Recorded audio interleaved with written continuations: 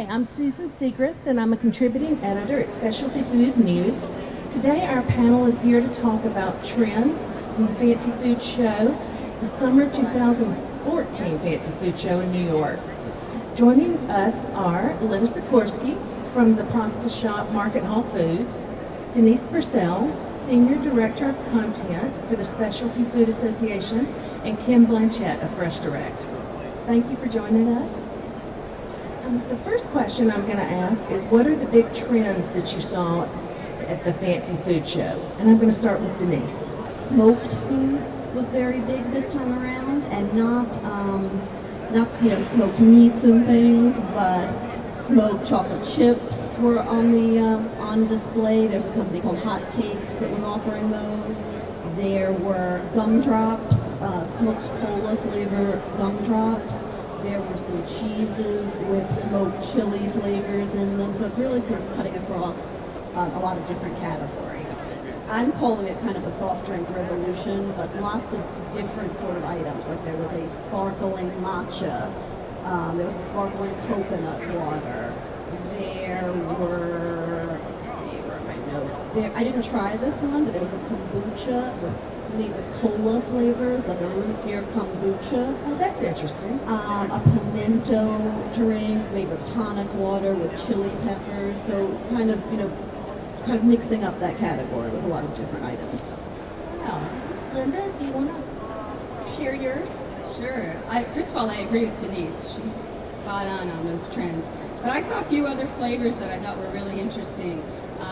One being matcha, which you mentioned, in a lot of different products. Secondly, yuzu, which is a Japanese citrus, which I saw drinking vinegars, mayonnaise, juices, sparkling beverages with yuzu. Beets, which is kind of unusual because a lot of people either they love beets or they don't like beets. But there was beets in yogurt and beets in beverages, and a beet hummus, which was really interesting. Also, besides coconut, which I also saw a lot, flowers, lavender, lots of things lavender flavored. Very light on the lavender, was really great in some of the cookies. Other flowers, there's a company from Ecuador that is a rose grower that has made some lovely products flavored with rose, honeys, jams, chocolates, etc. So I thought the flower thing was pretty interesting. Okay, now it's your turn, Ken. Goodness, okay. Can I paraphrase myself when I was, okay. As I tweeted this out. If it has pink salt, bourbon, beer, coffee, coconut, chia, quinoa, chilies, bacon, truffles, that's the Fancy Food Show. It's just, you got it all. Are there any trends that you're surprised have turned into trends that kind of amuse you a little bit? Or, like for me, seeing jalapeno again was, interesting, and thought we'd done it, but we're still doing a lot of it. We talked about this just a little bit before, and that is the chili revolution. There's chilies in everything. So if it has sriracha, okay, you're going to sell it. The peppers this year, those Mama Lils that we saw, great products, and they're doing them in different configurations, delicious. So I think peppers are here to stay. I don't know if that harkens back to what you were talking about, Linda, with the Oaxaca trend, but I think that we should see that stay with us, because there's some great products out there that are not just hot, but they have sort of a luxury of flavors and are layered with spice. I was a little surprised by the vegetables showing up in some unusual places. Like we started out with some vegetable tea lines. I wanted to agree with that. I think one of the most interesting products I saw at this show was the Blue Hill yogurts with vegetables, beet and carrot and tomato and squash. I think, yogurt's huge right now. It has been for the last few years. And this is the first time I've seen the vegetables in yogurt. And as I said, they were done, it's a beautiful product line. Really important.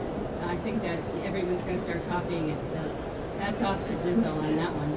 I find there's more authenticity in products, and I think people are looking at, again, the historical perspective and not simply out of thin air, a whole cloth making a certain product.